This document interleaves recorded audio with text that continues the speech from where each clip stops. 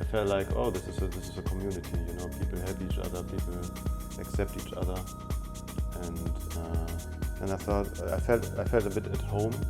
So many people come to me, yeah, hey Gabriel, so nice, awesome, blah blah blah. It's nice, and then they go, you know, and then I go home, and it feels like even more empty than before.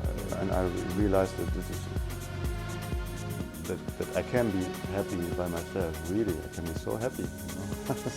Since then, my life kind of changed.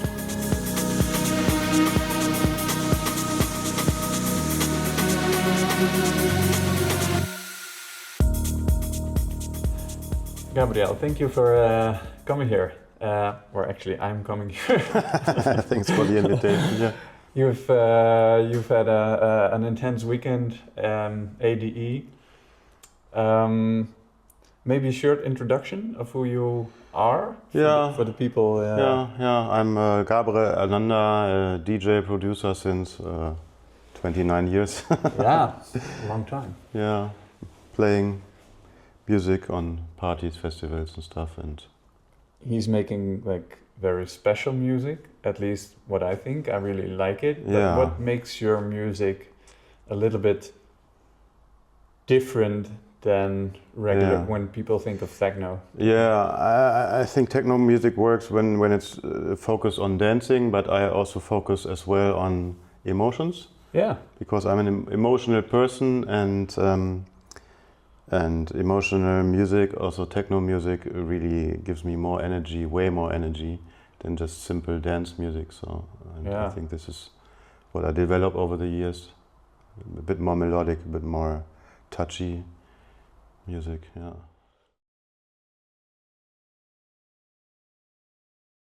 I'm personally attracted to the way the melodic techno is made by you, especially, and what really connects is that I really find it interesting that you are able to share your this more holistic feeling of music, you know,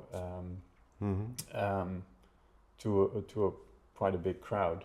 And what inspires me is that that I believe that it can connect people a little bit more to themselves, or remind them of their inner strength, if I can say it like that.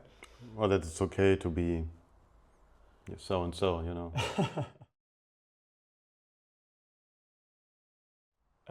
What did you do different than other people in becoming a famous DJ? I don't know. I think it was because there was no alternative to me. Is that? Yeah, so. it is determination, and it can be determination because whatever you are so strong and your will is so strong, but it can be also determination because you feel like there's nothing else I can do, you know. Yeah.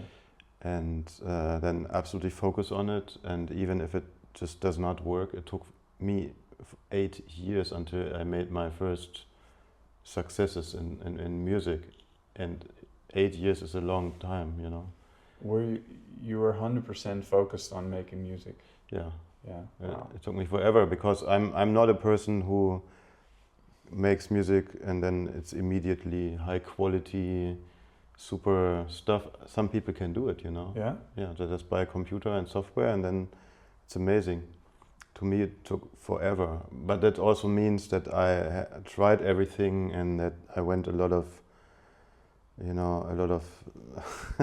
weird ways to come to the goal, and so my experience and knowledge is probably also bigger in a sense, you know what I mean? Yeah. And then you also come up with something innovative. So, you know, the people who take a long time and for whom it's very complicated, usually they are a bit more innovative. Yeah, I think. Yeah. But it's a determination that you just don't stop doing it, you know. No. What makes me believe is worth sharing your story is that it's not a straight line to the top. And once you're at the top, we talked about the mountain already this morning, but the journey brings this everything, pain and joy. Pain and joy, and then when you're at the top, you decide maybe it's time to do something else, or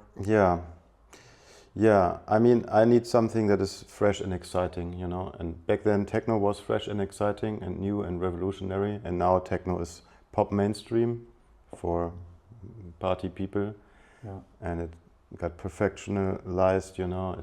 It's streamlined. And the perfect music is the most successful by far, and I'm not interested in perfectionizing something that is already there. You know what I mean? It's just boring. I like to invent. Yeah, but you had to figure it out somehow to go into this. It just attracted me, and then I went on a party, and then I went on Love Parade 1995, and then I was there on a party, whatever. And I felt this sense of community.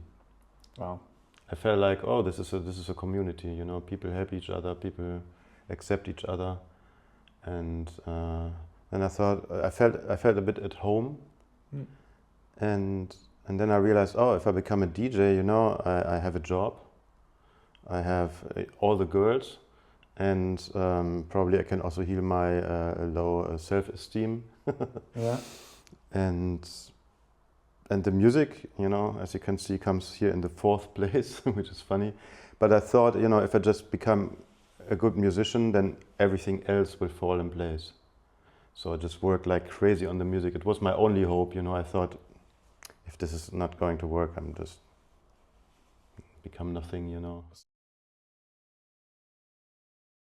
How did you figure out that there's this path of growth or becoming more conscious about things you do?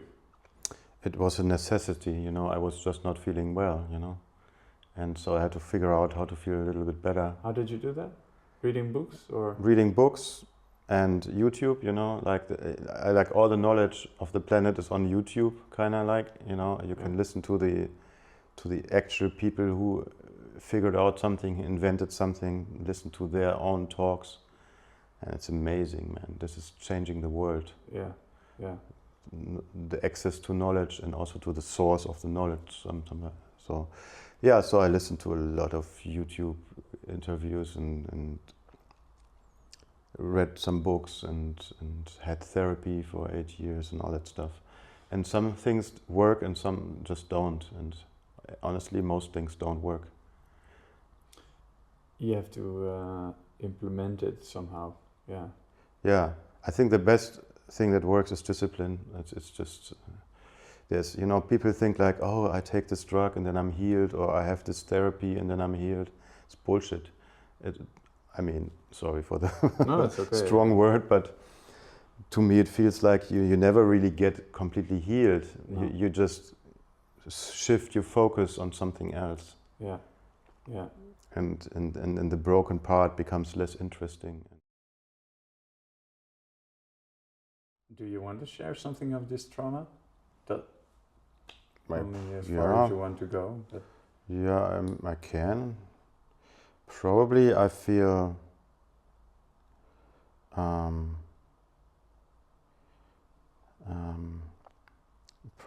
that people don't like me or something, or don't care. You know, at the moment, you know, when I'm on a party and so many people come to me, yeah, hey Gabriel, so nice, awesome, blah blah blah.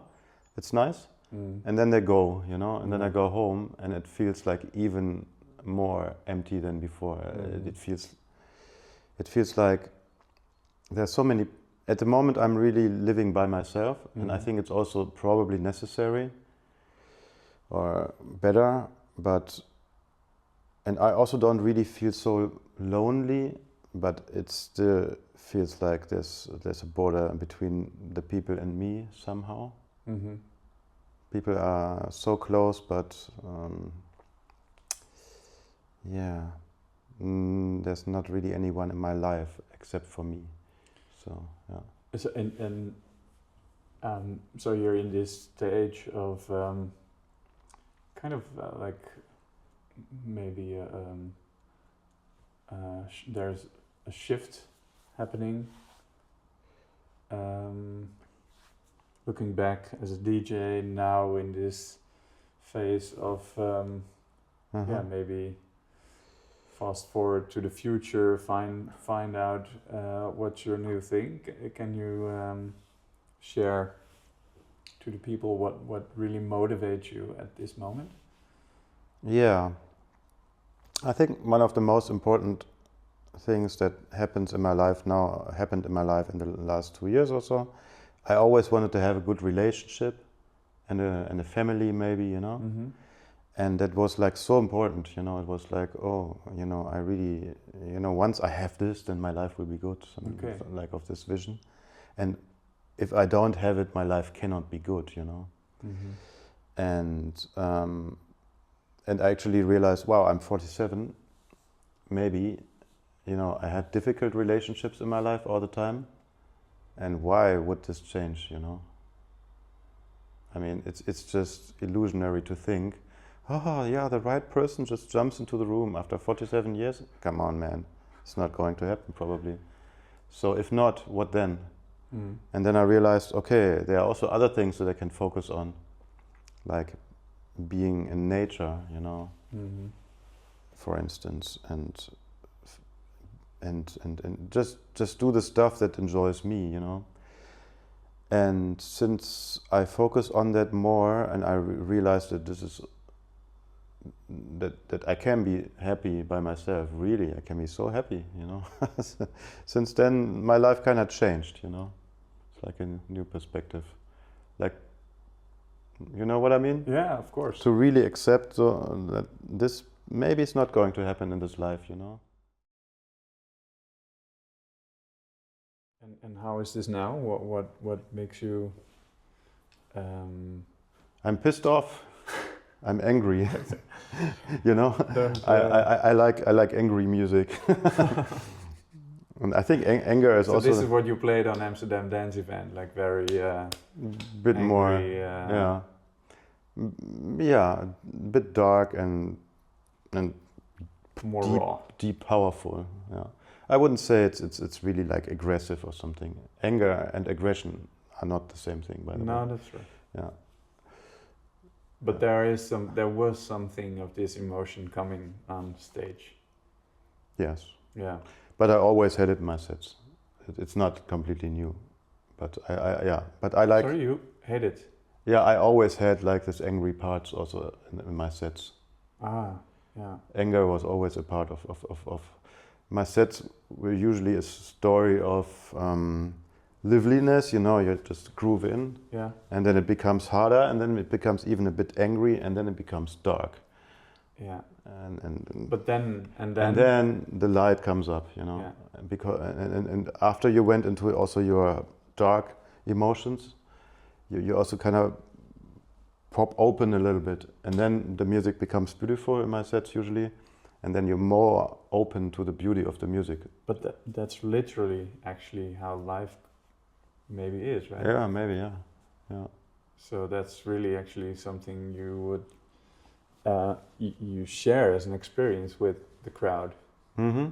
Yeah. While they're probably not even conscious about what's happening. The process, but no, yeah. Still it can awake I'm sure it touches people. So. Yeah.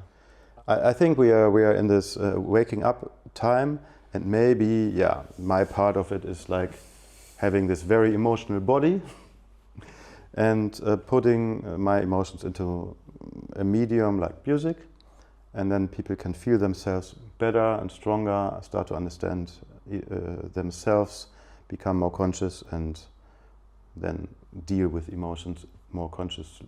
And I have a son that has a brain damage, and I was introduced to the idea of sound therapy, because he's very sensitive on noise, on sound, and he for him it's very difficult to digest his emotions as well. So sound is like healing, can be healing. There's an interesting part in this, right? I mean, that's I only produce underwear, but I always say maybe this underwear touches people with a bigger story, so they're able to feel the power in themselves. But you know, music as a frequency can do so much. So it has such a deep value in life. So it's a language. It doesn't. When I listen to you, it sometimes sounds like it's black and white. I mean, I'm out or in, or if I say it maybe a bit. But it's a journey. Can you connect to that, and can you trust in this journey? Yeah, that's probably that's probably another thing that I also want to learn fully. You know, trust. Yeah. Because when I look back at my life, everything makes sense. Yeah. And it's tough, but it makes sense to where you are now. Yeah. And sometimes there are moments that feel so wrong that I cannot believe that this makes any sense. But but it does. They do. Exactly. And to really have this thought coming up in these moments and not going into like a shit circle. Yeah. Just remembering, this is probably making any sense. Yeah. Let's not make a problem out of it, you know. No, so it's all about stay true to the heart. So how about self-love? Yeah. Yeah. Well, maybe the question is, what is safe hatred really, because probably safe hatred is something that we made up. Mm-hmm. You know what I mean? Yeah. I think the normal state is self-love, Honestly, I think when you're just not stressed and not having negative thought cycles and stuff going on, when you're just relaxed and you're just here in the moment, just only really relaxed, that's happiness already. Then you have everything that you need. You know what I mean? Yeah. It's actually so easy to be fulfilled. You just have to stop fighting the reality, But because still, everything is there already. I mean, really. But still, we struggle on a daily basis. Yeah, we fight reality all the time. Yeah. And then we have these ideas and concepts, what needs to happen in order to become happy.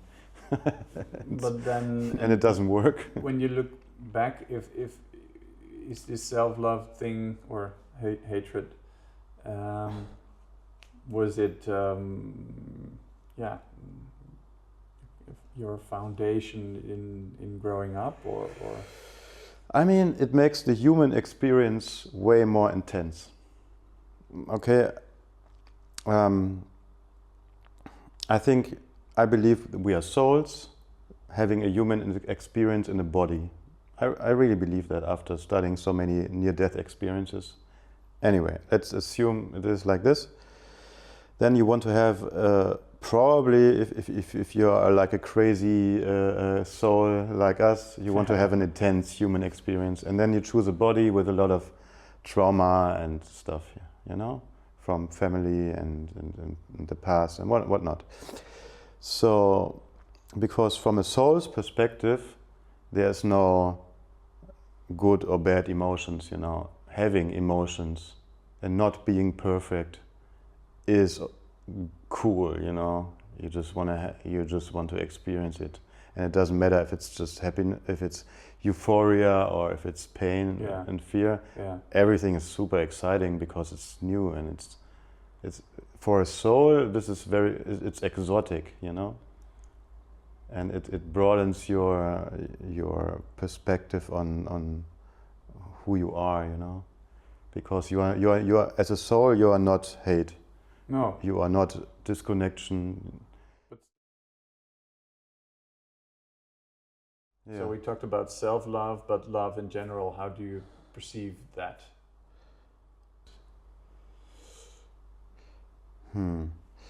I don't know. I feel love when I just open my senses and see that everything is there, you know, everything is amazing. We are on this really amazing planet. This planet is... But do you see that, do you feel that in the crowd? This maybe short second of when I play, yeah, sure. Sometimes I play and everything I do is perfect, and the crowd goes with it perfectly. It's just one thing, you know, and I'm not even doing it. I feel like I'm part of a bigger happening here. I feel like a channel, you know. Is that love, or is it? I mean, at the moment where you accept the reality as something close to perfect, then you are able to feel normal, yes. You know what I mean? Mm-hmm. Let's say, if you always wanted to make 1 million, you know, whatever, euros, and at the day you reached your goal, you have your first 1 million, then for one day or for a few hours, you can just let go and say, now everything is perfect, you know? And then after a couple of hours, all these thoughts start again, and then you're like, why am I not feeling perfect? Probably I need another 1 million, you know? And then you're in the shit circle again. Yeah.